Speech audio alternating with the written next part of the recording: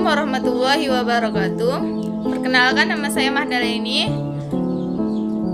Saya akan menjelaskan sedikit tentang APEC. APEC atau Asia Pacific Economic Cooperation dibentuk pada tahun 1989 yang diberanggotakan 21 negara. Negara pertama yaitu Australia, Indonesia, Korea Selatan, Malaysia, Meksiko, Selandia Baru, Papua Nugini, dan lain-lain. APEC merupakan organisasi yang menitikberatkan hubungan ekonomi. Ada dua faktor mendorong lahirnya APEC. Yang pertama yaitu adanya perundingan peutaran Uruguay Zone, munculnya kelompok-kelompok perdagangan seperti pasar tunggal Eropa dan pasar bebas Amerika Serikat. Yang kedua, perubahan besar dalam bidang politik dan ekonomi di Uni Soviet dan Eropa Timur. Ada 3 tujuan APEC secara umum.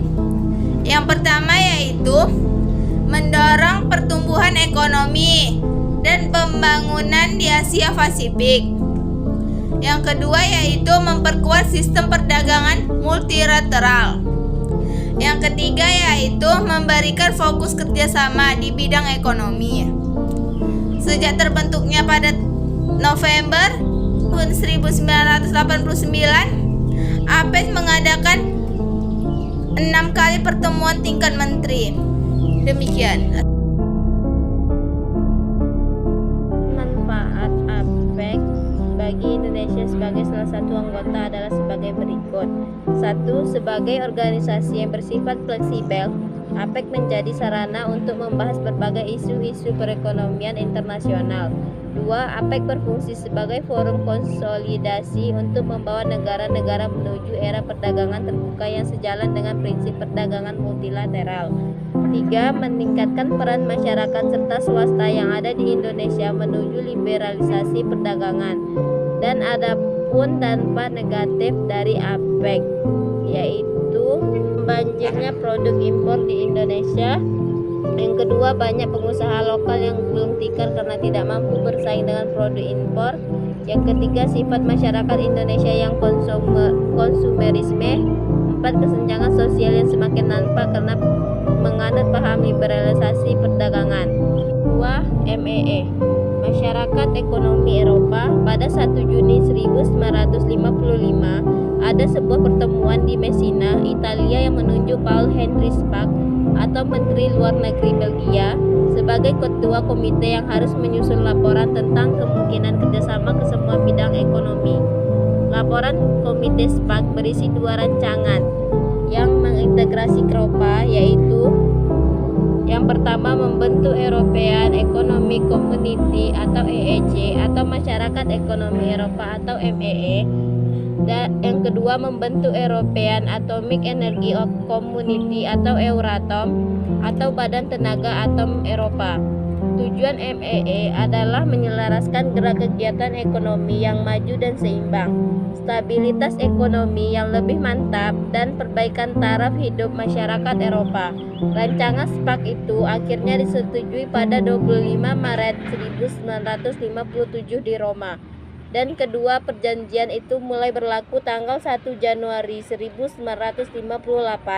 Pertemuan di Roma menghasilkan Traktat Roma yang meresmikan berdirinya MEE.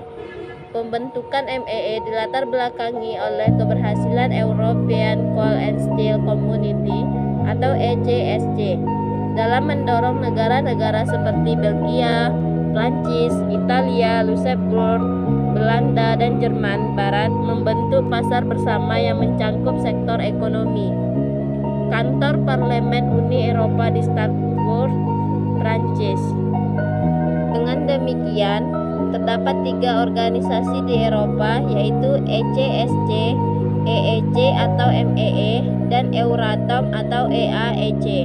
MEE menegaskan tujuannya antara lain yaitu meningkatkan kerjasama ekonomi, memperbaiki taraf hidup, dan memperluas lapangan kerja, menghapuskan bea masuk dan pembatasan ekspor impor antara negara-negara anggota, memberikan bantuan dana kepada negara-negara yang masih rendah pendapatan ekonominya, meningkatkan tarif yang tinggi dan membatasi secara ketat barang-barang masuk yang bukan dari negara-negara anggota, meluaskan hubungan dengan negara-negara selain anggota MEE.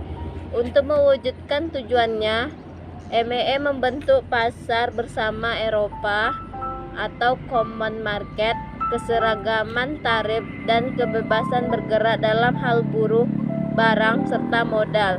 Pada akhirnya MEE bergabung dengan EC, SC, dan Euratom menjadi Uni Eropa melalui perjanjian Margheri yang ditandatangani di Brussels pada 8 April 1965.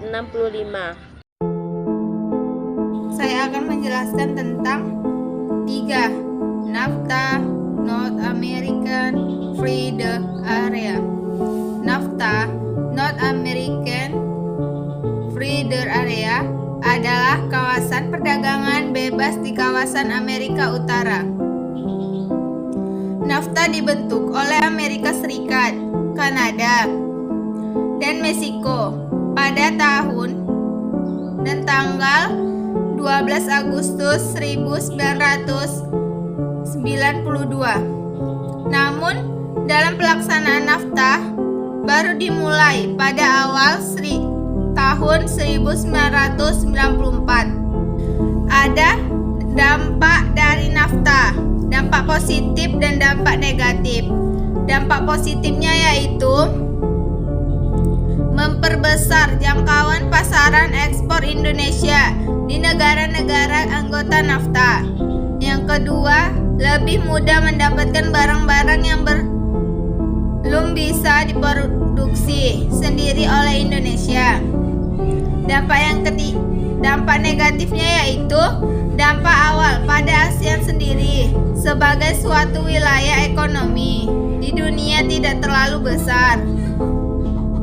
Wilayah ekonomi di dunia tidak terlalu besar, namun karena produk pertanian di Indonesia memerankan peran yang besar, baik secara domestik maupun secara regional atau ASEAN, maka dampak yang dikirimkan di Indonesia pun paling besar di antara negara-negara ASEAN lainnya.